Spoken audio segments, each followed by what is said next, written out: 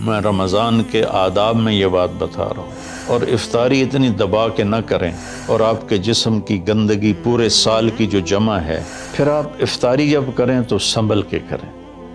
ٹھنڈا برف سے بھرا ہوا پانی،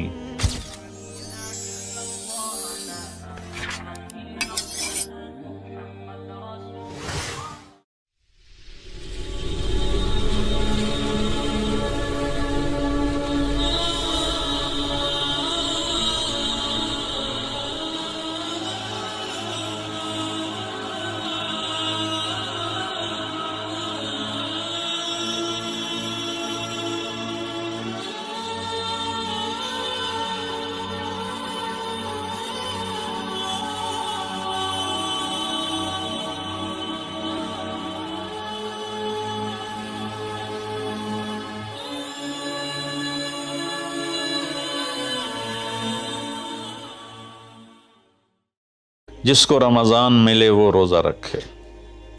تو روزہ تو انشاءاللہ رکھیں گے، لیکن میں تھوڑی سی ایک گزارش کروں گا کہ جسم کی صحت کے لیے اپنی غذا پہ کنٹرول کریں۔ شاید کوئی یہ نہ بتائے، میں رمضان کے آداب میں یہ بات بتا رہا ہوں، سحری اتنی دبا کے نہ کھائیں کہ عصر تک اسی کے ڈکار آتے رہیں، کھٹے ڈکار آتے رہیں، اور افطاری اتنی دبا کے نہ کریں کہ پھر تراویح کے وقت پڑھاؤ کہ ہن میں کیویں پڑھاؤں، اٹھیا ہی نہیں جاندہ، مجھ بن کے ڈٹھا پہ ہوندا۔ تو سحری کھائیں اتنی کہ بس عام معمول کا پیٹ بھر جائے، کچھ حصہ خالی ہو، اور آپ کو دوپہر سے بھوک لگنی شروع ہو جائے۔ جب آپ کو دوپہر سے بھوک لگنی شروع ہوگی تو آگے 6-7 گھنٹے کا سفر ہے، اس میں پوری مشین خالی چلے گی، تو جتنے گندے مادے اور فاسد مادے جمع ہوتے ہیں وہ سارے جل جاتے ہیں۔ اچھا، رمضان کے دونوں طرف معنی آتے ہیں، وہ میں بتاتا ہوں، ابھی میں جسمانی بتا رہا ہوں۔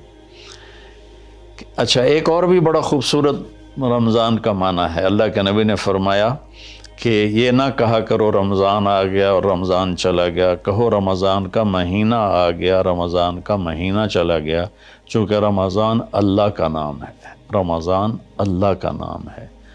اللہ اس میں اپنے بندوں کے گناہوں کو جلا دیتا ہے، تو اس لیے یہ تفسیر رازی کی روایت بیان کر رہا ہوں، اس کی صحت اور ضعف کے بارے میں مجھے نہیں پتہ۔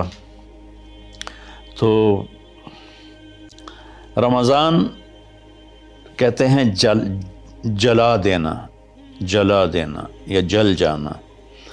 تو جب آپ کا فاقہ 12 بجے سے شروع ہو جائے گا اور 6-6:30 بجے تک چلے گا، تو آپ کے جسم کا ایک ایک خلیہ گرم ہو جائے گا اور اس میں سے بھاپ نکلے گی، اور آپ کے جسم کی گندگی پورے سال کی جو جمع ہے وہ جلنا شروع ہوگی۔ پھر آپ افطاری جب کریں تو سنبھل کے کریں۔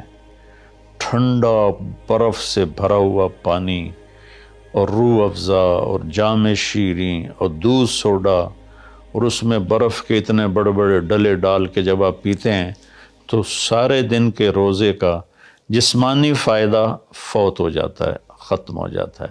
سنبھل کے پانی پئیں، اور روم ٹمپریچر کا پانی پئیں۔ اس وقت معدہ گرم ہوتا ہے، اس میں ٹھنڈی بلا ڈالنا، اور پھر آپ اس پر دوسرا ظلم یہ کرتے ہیں کہ اتنا ٹھنڈا پینے کے ساتھ گرم گرم سموسے کھاتے ہیں، گرم گرم پکوڑے کھاتے ہیں، اور کئی ماشاءاللہ ساتھ وہ پیس کو بھی ملاتے ہیں، کوئی چانپیں ملاتے ہیں، کوئی پیس ملاتے ہیں۔ یہ افطاری ہوتی ہے، اور پھر کھانا اس کے بعد ہوتا ہے۔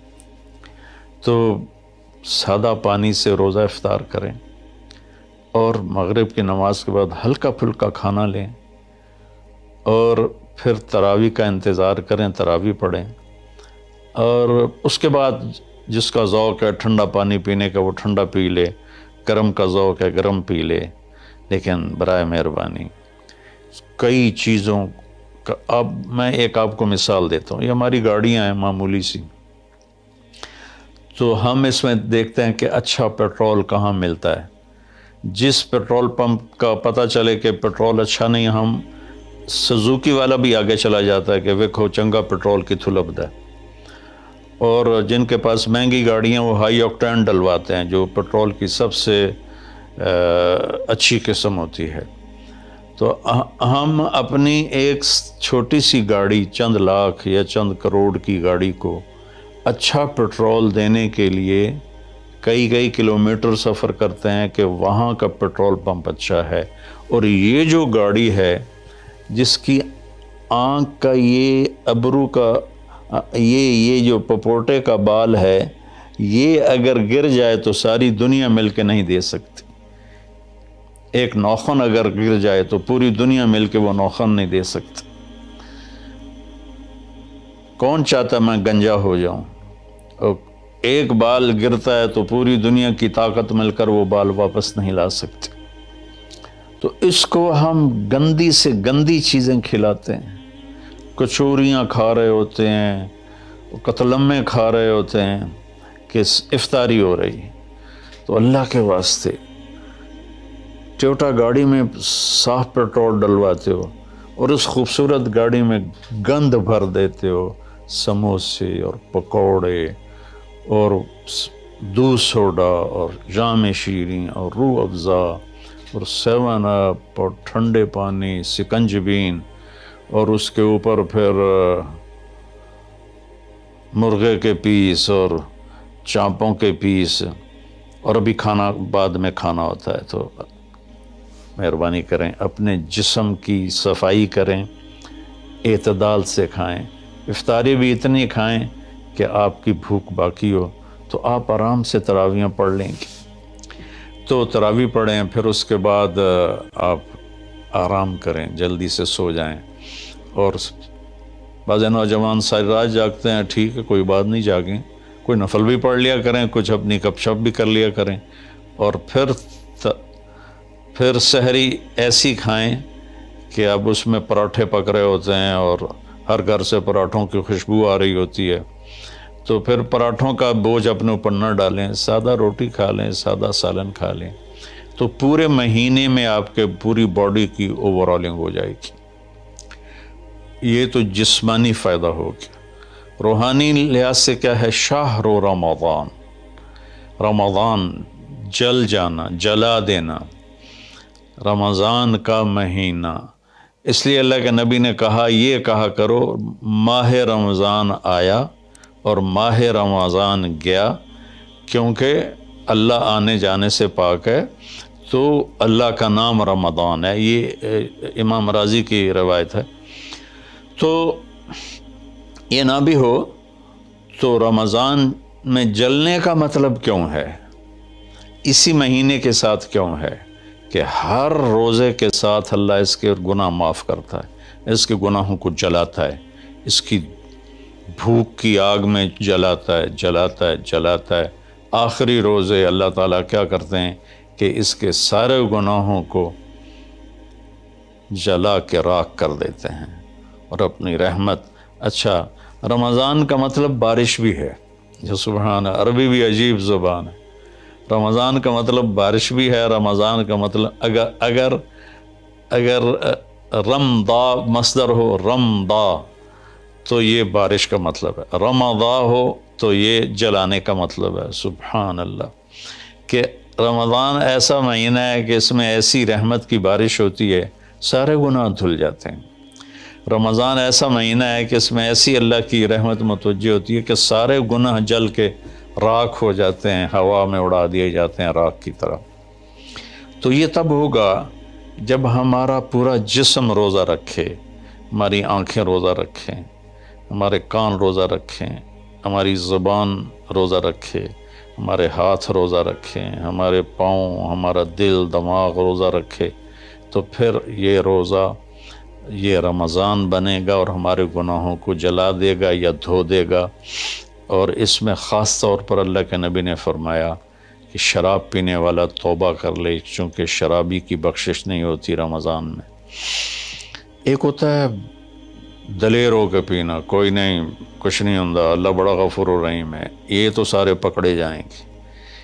ایک آدمی میرے پاس آیا، وہ کہنے لگا جی مجھے شراب کی عادت ہے، چھٹتی نہیں، کئی دفعہ چھوڑی ہے پھر نہیں چھوٹتی، اور پھر جو وہ دھاڑے مار کے رویا، اتنا رویا کہ میں بھی غمگین ہو گیا اس کے رونے کو دیکھ کر۔ اس کا معاملہ اور ہے، تو اس پر اللہ کی رحمت نازل ہو جائے گی، چونکہ جو توبہ کرتا رہتا ہے پھر اس سے ٹوٹ جاتی ہے، وہ دن میں 70 دفعہ بھی توڑے گا اور توبہ کرے گا تو اللہ کے ساتھ دوستی باقی رہے گی۔ تو ایک شرابی ہے تو اللہ کے واسطے چھوڑ دے۔ ماں باپ کو دکھ، عق الوالدین، ماں باپ کی نافرمانی نہیں فرمایا، ماں باپ کو پرزے کر دینا۔ نافرمانی تھوڑی بہت ہر بچے سے ہو جاتی ہے، لیکن ایسی نافرمانی کہ ماں باپ کا دل ٹکڑے ٹکڑے ہو جائے، اس کو کہتے ہیں عقوق الوالدین، عاق لوالدیہ۔ جو ماں باپ کے دل کو ٹکڑے ٹکڑے کر دے اس کی بھی بخشش نہیں ہوتی۔ تو مشاحن، جو دل میں کینہ پال کے رکھتا ہو کسی کے لیے، اور بغض رکھتا ہو کسی کے لیے، نفرت رکھتا ہو کسی کے لیے، حسد رکھتا ہو کسی کے لیے، ایک اس دل پر اللہ کی رحمت کی نظر نہیں پڑتی۔ اور ایک قاطع الرحم، جو رشتہ داروں سے لڑتا ہو، رشتہ داروں سے ماتھا جو مارتا ہو، کبھی سینگ پھنسائے ہیں، کبھی اس کے ساتھ کبھی اس کے ساتھ، خونی رشتوں میں جو غلط سلوک اختیار کرتا ہے، ایک اس کی خاص طور پہ بخشش نہیں ہوتی۔ تو باقی اللہ کا دریائے رحمت ہے، جو بھی توبہ کرے گا، مشرک بھی توبہ کرے گا معاف، سود خور توبہ کرے گا معاف، چور توبہ کرے، ڈاکو توبہ کرے، زانی توبہ کرے، قاتل توبہ کرے، شرابی توبہ کرے، ماں باپ کا نافرمان توبہ کرے، اور رشتہ داروں سے لڑنے والا توبہ کرے، نفرت رکھنے والا توبہ کرے، اور سود پہ کام کرنے والا توبہ کرے، سود کھانے والا توبہ کرے، سب معاف ہو جائے گا، سب معاف ہو جائے گا۔ اور اللہ سے مانگیں کہ اللہ تعالیٰ اس میں ہماری جسمانی صحت بھی بحال کر دے اور روحانی صحت بھی بحال کر دے، اور ہمارے گناہوں کو معاف کر دے۔ السلام علیکم ورحمۃ اللہ وبرکاتہ۔